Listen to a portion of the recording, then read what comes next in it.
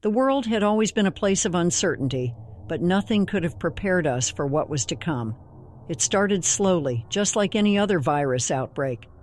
News reports showed people falling sick, hospitals filling up, and the fear began to creep in. At first, it was easy to dismiss it as just another flu, something that would eventually fade away. But deep down, I knew this was different. I remember the day it all changed.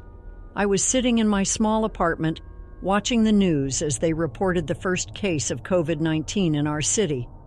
Panic began to set in as the number of cases grew exponentially each day. People rushed to the stores, hoarding supplies, leaving shelves bare and a sense of desperation in the air.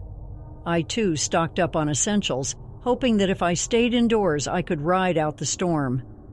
Days turned into weeks, and the city descended into chaos. The streets that were once bustling with life were now empty, save for the occasional abandoned car and the eerie sound of silence. The news was no longer broadcasting, and the internet was a void of information. It was as if the world had gone dark, leaving us to fend for ourselves. I ventured out only when I absolutely had to, always wearing a mask and gloves, my heart pounding with fear every time I stepped outside. But it wasn't just the virus I had to worry about anymore. Reports began to surface of people acting strangely, violently.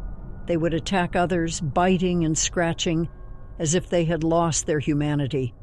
It was horrifying to think that this could be a side effect of the virus, something that turned people into monsters.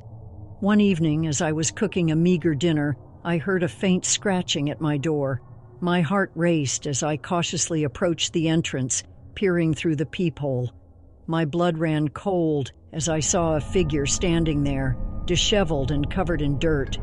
It was my neighbor, or what was left of him. His eyes were vacant, skin pale, and there was a sickly, unnatural gurgling sound escaping from his throat. I stumbled back, my mind unable to comprehend the horror before me. He was one of them, one of those who had succumbed to the virus, turned into a mindless predator. I knew I had to protect myself, to survive, but the shock held me in place.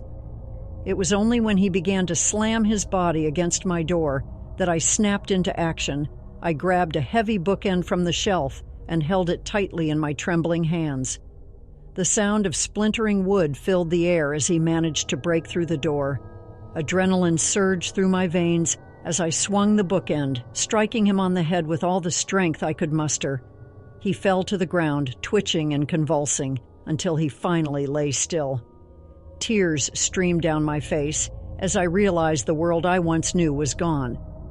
The virus had not only taken lives, but had twisted them into something unrecognizable, something out of a nightmare.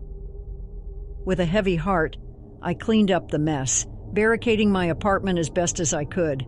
I knew that this was just the beginning of a fight for survival, a fight against both the virus and the horrors it had unleashed. As I sat in the darkness, listening to the moans and shuffling footsteps outside, I knew I had to keep moving to find others like me who were still holding onto their humanity. The world had turned it into a graveyard, a wasteland of death and despair.